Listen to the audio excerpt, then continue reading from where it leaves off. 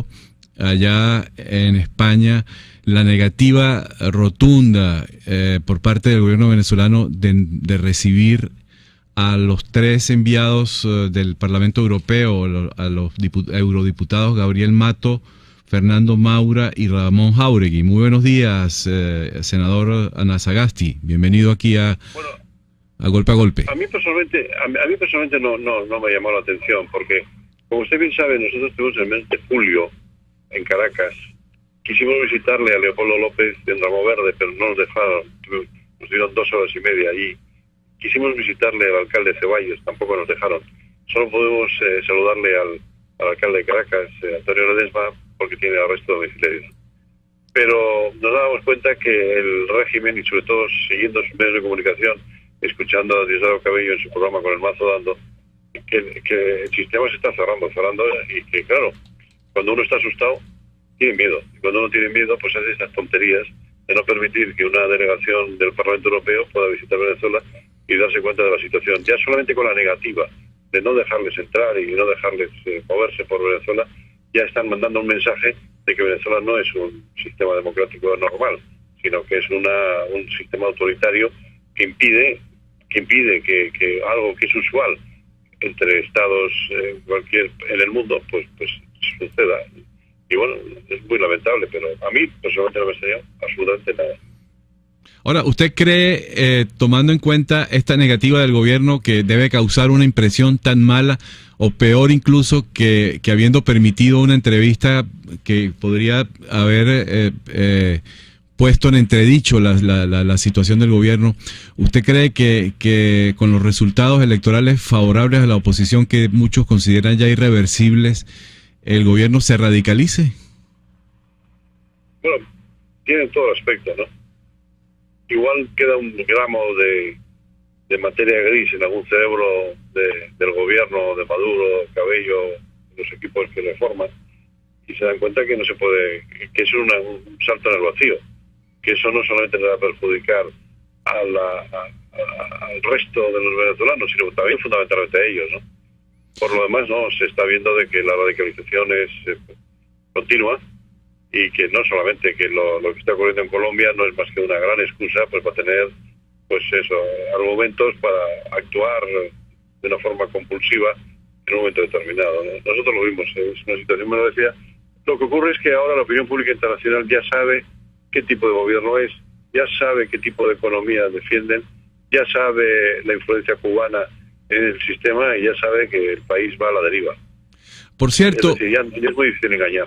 Ahora, ¿usted cree que es posible a estas alturas la existencia de un régimen autoritario que aparentemente solamente le falta desconocer unos resultados electorales para ser declarado como antidemocrático? Bueno, yo creo que también la opinión pública internacional es consciente de que en las últimas elecciones presidenciales no ganó Maduro, y que lo que ocurrió ahí fue un apaño. La prueba está en que no quisieron las auditorías de las urnas electorales, ¿no? Lo que ocurre es que también hay un cierto temor a un estallido social, y eso sí sería muy malo, ¿no? Pero yo creo que este gobierno marcha hacia un régimen de fuerza, ¿no? Un régimen cada vez más. Lo que está ocurriendo internacionalmente, lo que ocurre también es que hay muchos focos de atención internacional, y en este momento Venezuela no está en el tapete, pero estará en el tapete porque la fecha del 6 de diciembre es una fecha demasiado importante, y las encuestas están diciendo que son 80-20, ¿no?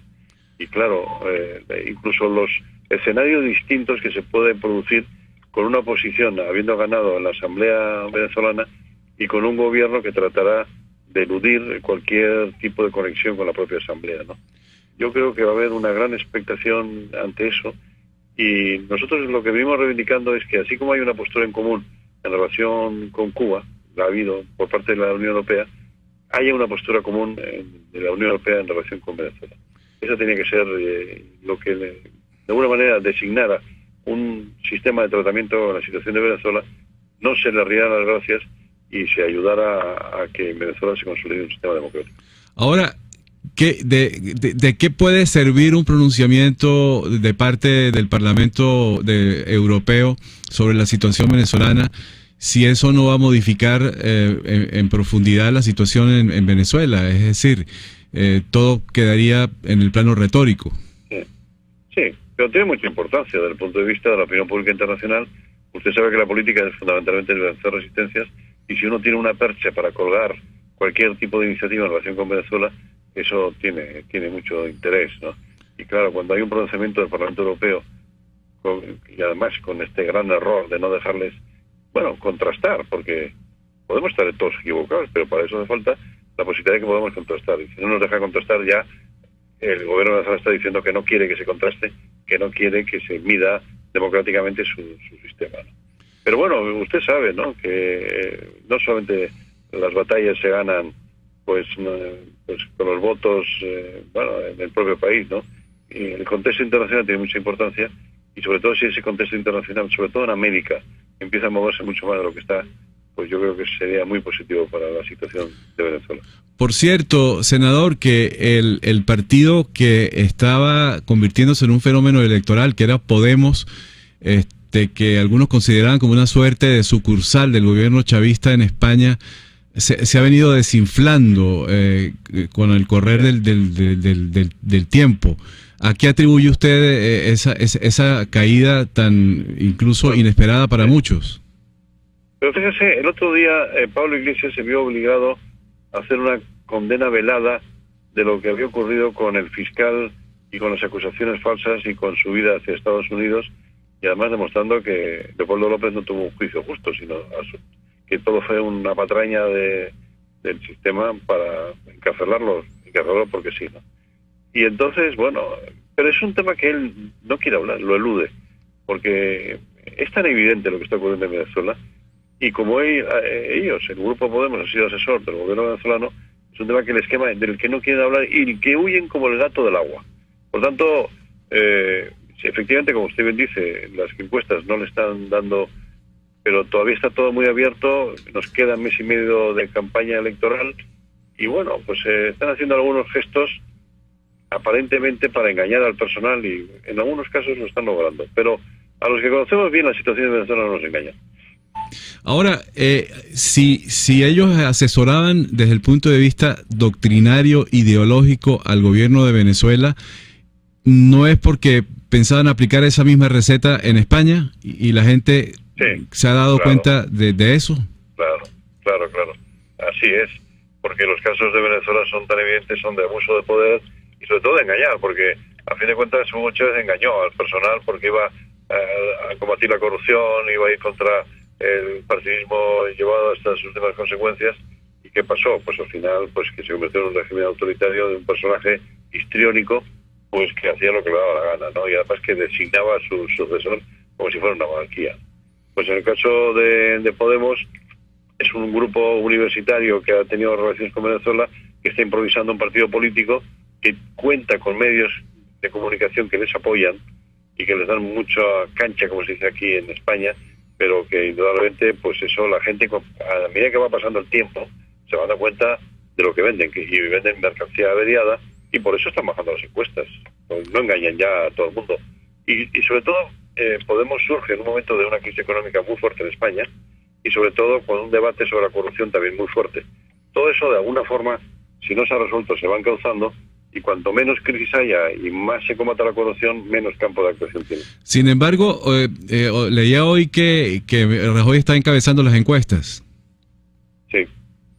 Él tiene la mayoría absoluta, pero ha bajado. No tendrá mayoría absoluta en la siguiente legislatura y va a tener que pactar con algún otro partido político. Se dice que puede pactar con otro grupo nuevo que se llama Ciudadanos.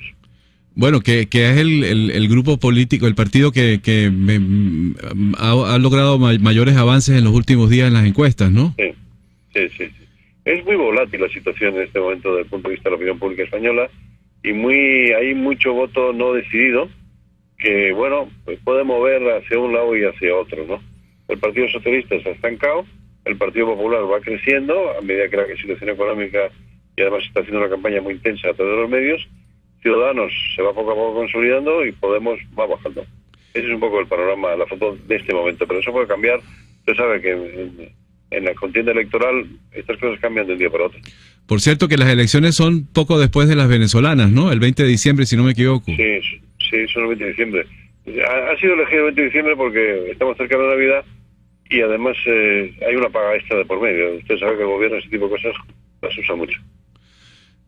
Senador Iñaki Anazagasti, muchísimas gracias por habernos atendido desde tan lejos. Yo sé que usted está más cerca de lo que parece de Venezuela. Yo siempre, y ahora iré el 6 de diciembre. Si me dejan entrar, ahí estaré. Bueno, muchísimas gracias y muchísimo gusto, y gracias por atendernos. Mensajes. Tenemos participaciones de los oyentes por aquí. Gerardo Chacón: la negativa de la Asamblea Nacional de no recibir a los eurodiputados delata la tendencia totalitaria en crecimiento del gobierno de Maduro.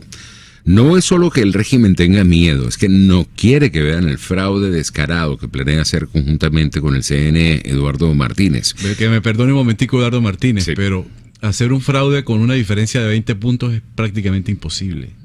Es decir, tendría que ser muy escandaloso y muy notorio y por lo tanto inaceptable que un fraude de ese tamaño, ¿no? Es decir, de hacer lo lógico. De pasarse por el forro, 20 puntos de diferencia. Como mínimo, ¿no? Emilio Rodríguez: la canción de nosotros los opositores es agárrense de las manos, y la del gobierno es agárrense de los tragadólares que nos vamos. La tarjeta es abajo y a la izquierda, en la esquina, pegado a la esquina. Rafael Martínez, de Katia, Altavista. No confundir con la de Min, que está al lado, y también utiliza un eslogan muy parecido y la misma tipografía. Así es. ¿Por qué será? Al señor Maduro, que se ocupe de los problemas del país, que deje tranquilos a los presos por opinar diferente al régimen. Dios mediante saldrán pronto. Felicia Méndez, de Antímano. Rafael de Armas: bueno, ni cepillo para dientes hay en Maracay. Eso es el colmo. Es encomiable que este pueblo tenga tanta paciencia con todo lo que está pasando. Otros ya hubieran saltado a la talanquera. Dolis Gazzola. Bueno, porque hay una válvula de escape que se va a manifestar de manera masiva el próximo 6 de diciembre, que son las elecciones. Así es. Vamos a la pausa.